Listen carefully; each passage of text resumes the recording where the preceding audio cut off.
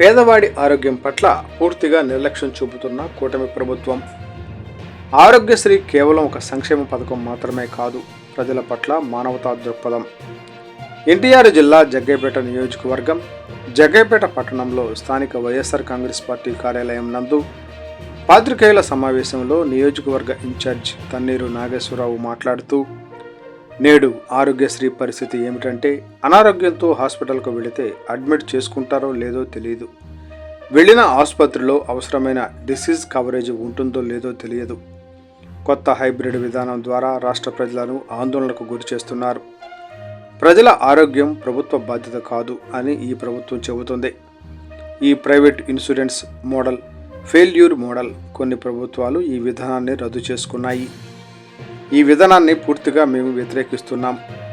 రాజశేఖర్ రెడ్డి హయాంలో ఆరోగ్యశ్రీని ప్రారంభించారు. దాన్ని జగన్ వచ్చాక మరింత బలోపేతం చేశారు. 5 లక్షల ఆరోగ్యశ్రీ పరిమితిని 25 లక్షలకు పెంచడమే కాక ప్రొసీజర్స్ నెట్వర్క్ హాస్పిటల్ను పెంచిన ఘనత వైఎస్ జగన్ది. పేదవాడి ఆరోగ్యం ప్రభుత్వం బాధ్యత అని భావించిన పాలకుడు వైఎస్ జగన్. నేడు నెట్వర్క్ ఆసుపత్రులు సేవలు నిలిపివేసే దుస్థితికి తెచ్చింది కూటమి ప్రభుత్వం అని పేర్కొన్నారు. చంద్రబాబు ష్యూరిటీ, భవిష్యత్తుకు గ్యారంటీ అని ఎన్నికల్లో మీరు ఊదరగొట్టారు. తీరా అధికారంలోకి వచ్చాక మీరిచ్చిన సూపర్ 6, సూపర్ 7 అంటూ ఇచ్చిన హామీలను ఎలాగూ ఎగరగొడుతున్నారు. మేము ఇచ్చిన పథకాలను రద్దు చేస్తున్నారు. ఇప్పుడు 1.5 కోటి కుటుంబాల ఆరోగ్యానికి ష్యూరిటీ లేదు కదా, ఉన్న గ్యారంటీని తీసేశారు. ప్రజలకు నష్టం చేసే మీ చర్యలను తీవ్రంగా ఖండిస్తున్నాం. వెంటనే ఆరోగ్యశ్రీని యథాతథంగా ఉంచి అమలు చేయాలని ప్రజల తరపున డిమాండ్ చేస్తున్నాం.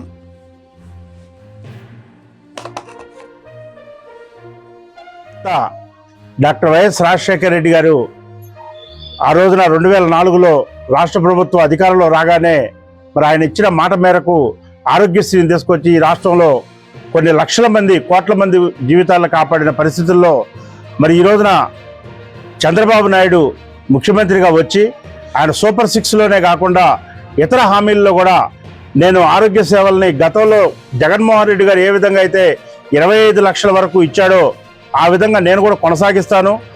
ఆయన ఎన్నైతే ప్రొసీజర్లకి డబ్బులు ఇస్తున్నాడో అన్ని ప్రొసీజర్లకు నేను కూడా డబ్బులు ఇస్తాను.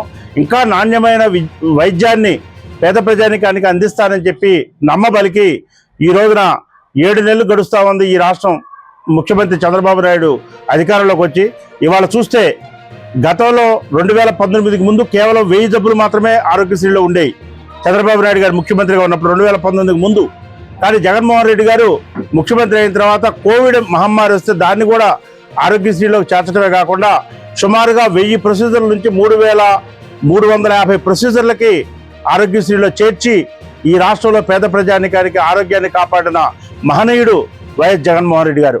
అంతేకాదు వైఎస్ జగన్మోహన్ రెడ్డి గారు పేదలకు నాణ్యమైన వైద్యాన్ని అందించాలని చెప్పి ఈ రాష్ట్రంలోనే నాడు నేడు కింద రాష్ట్రంలో ఉన్న వైద్యశాలల మొత్తాన్ని కూడా గ్రామ స్థాయి నుంచి నియోజకవర్గ స్థాయి వరకు కమ్యూనిటీ హెల్త్ సెంటర్స్ దగ్గర నుంచి ప్రైమరీ హెల్త్ సెంటర్స్, అలానే జిల్లాలో ఉన్న జిల్లా వైద్య కేంద్రాలన్నిటి కూడా ఆధునీకరించడమే కాకుండా 54,000 మందికి నూతనంగా ఉద్యోగాలు ఇచ్చి ఈ రాష్ట్రంలో వైద్యుల కొరత లేకుండా, ఏఎన్ఎంల కొరత లేకుండా, హెల్త్ వర్కర్స్ కొరత లేకుండా చేసిన ఘనత జగన్మోహన్ రెడ్డి గారికే చెందుతుంది. అంతేకాదు ప్రొసీజర్స్ పెంచడమే కాదు, ఎవరైతే వైద్యం చేయించుకుంటారో ప్రభుత్వ వైద్యశాలల్లో వాళ్ళకి నెలకి 5,000 రూపాయలు ఆసరా కింద, ఆరోగ్య ఆసరా అని చెప్పి ఒక కార్యక్రమాన్ని పెట్టి 5,000 రూపాయలు ఇచ్చి ఇంటి దగ్గర మీరు పని చేసుకోగలిగే సమయం వరకు కూడా ఉచితంగా ఇస్తామని చెప్పి 5,000 రూపాయలు నెలకి ఇచ్చిన పరిస్థితి. అంతేకాదు ఇవాళ 104, 108ను కూడా ఆధునీకరించి ఎక్కడ ఎవరు ఫోన్ చేసినా కేవలం 10 నిమిషాల్లో 104, 108 వెహికల్స్ వచ్చే విధంగా సంచలనాత్మకమైన నిర్ణయాలు తీసుకున్న జగన్మోహన్ రెడ్డి గారు. అంతేకాదు ఫ్యామిలీ డాక్టర్ కాన్సెప్ట్ అని కూడా తీసుకొచ్చి ఇవాళ కుగ్రామాల్లో కూడా, మారుమూల గ్రామాల్లో కూడా పేదలకి ఒక ఫ్యామిలీ డాక్టర్, ఎవరైతే కోటీశ్వర్లకు ఏ విధంగా అయితే ఫ్యామిలీ డాక్టర్స్ ఉంటారో ఆ విధంగా ఫ్యామిలీ డాక్టర్ కూడా పల్లెటూళ్ళకి వెళ్ళి ప్రతి ఇంట్లోకి వెళ్ళి అక్కడ వాళ్ళకి టెస్ట్ చేసి వాళ్ళకి రక్త పరీక్షలు చేసి ఏ విధంగా వాళ్ళ ఆరోగ్యం ఉంది అని చెప్పి ఆ డేటాను కూడా మొత్తం కూడా క్రోడీకరించి కంప్యూటరైజ్ చేసి ఆ డేటాను మొత్తం కూడా స్టోర్ చేసి ఆ విధంగా మందులు ఇచ్చిన పరిస్థితి. మెడికల్ కాలేజీలు కూడా సుమారుగా 8,500 కోట్ల రూపాయలతోని ఈ ఆంధ్రప్రదేశ్లో 17 మెడికల్ కాలేజీలు, దేశంలో ఎక్కడ కూడా మొన్న అన్ని మెడికల్ కాలేజీ శాంక్షన్ అవ్వాల, మన దగ్గర 17 మెడికల్ కాలేజీలు మంజూరైనవి.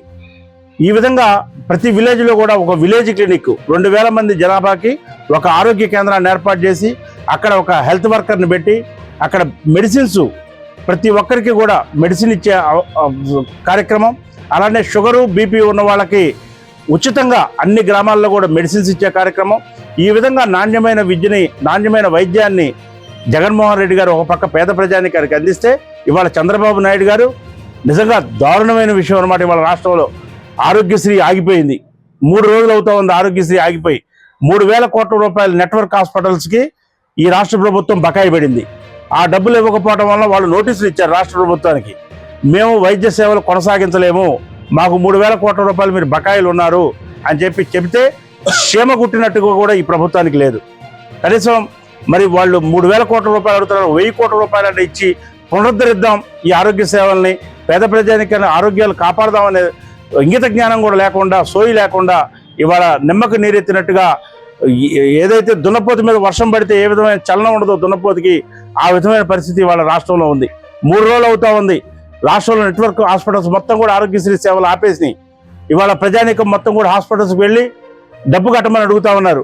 డబ్బులంటే అటు ఇటు చూసి దిక్కులు చూసి ఎవరన్నా ఉన్నవాళ్ళైతే ఏదో ఒకటి కుదవ పెట్టుకొని తాకట్టు పెట్టి అమ్మి ఏదో ఒకటి చేసుకొని డబ్బులు కడతా ఉన్నారు. లేని వాళ్ళు మా ప్రాణాలకి రక్షణ లేదా, గతంలో జగన్మోహన్ రెడ్డి గారు ఉంటే ఈ విధంగా ఉండకపోయేది అని చెప్పి బాధపడతా ఉన్నారు. ఇవాళ వైఎస్ఆర్ కాంగ్రెస్ పార్టీ తరఫున మేము తీవ్రంగా ఈ విషయాన్ని ఖండిస్తూ పేద ప్రజానికాన్ని జీవితాలను కాపాడాల్సిన బాధ్యత, ఆరోగ్యవంతులుగా వాళ్ళని చేయాల్సిన బాధ్యత ఈ రాష్ట్ర ప్రభుత్వానికి ఉంది అని చెప్పి తెలియజేసుకుంటూ, వెంటనే ఈ ఆరోగ్యశ్రీ నెట్వర్క్ హాస్పిటల్స్కి ఉన్న బకాయిలు చెల్లించాలని, అదేవిధంగా భవిష్యత్తులో వీళ్ళు ఇన్సూరెన్స్ కంపెనీలకి టైఅప్ చేద్దామని అనుకుంటా ఉన్నారు.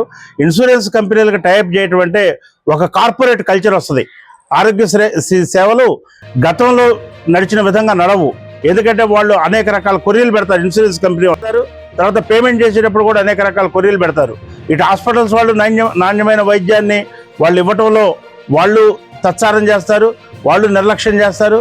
అలానే పేద ప్రజానికానికి కూడా ఈ యొక్క ఇన్సూరెన్స్ పథకం ద్వారా ఆరోగ్యశ్రీ సేవలు కనుక చేరిస్తే వాళ్ళకు కూడా నాణ్యమైన వైద్యం సకాలంలో అందదనేది అందరికీ తెలిసిన విషయం. కాబట్టి మేము గతంలో ఏ విధంగా అయితే ఉందో ప్రొసీజరు, అదే విధమైన ప్రొసీజర్లో ఆరోగ్యశ్రీని అన్ని ప్రొసీజర్లకి 3,350 ప్రొసీజర్లకి అందించాలని, అలానే రాబోయే రోజుల్లో కూడా ఇంకా నాణ్యమైన వైద్య సేవల్ని ఈ రాష్ట్ర ప్రభుత్వం కొనసాగించాలని, లేకపోతే ప్రజల పక్షాన, పేద ప్రజానికం పక్షాన వైఎస్ఆర్ కాంగ్రెస్ పార్టీ ఎప్పుడు కూడా పోరాటాలు సిద్ధంగా ఉంటుందని చెప్పి తెలియజేసుకుంటా ఉన్నాం.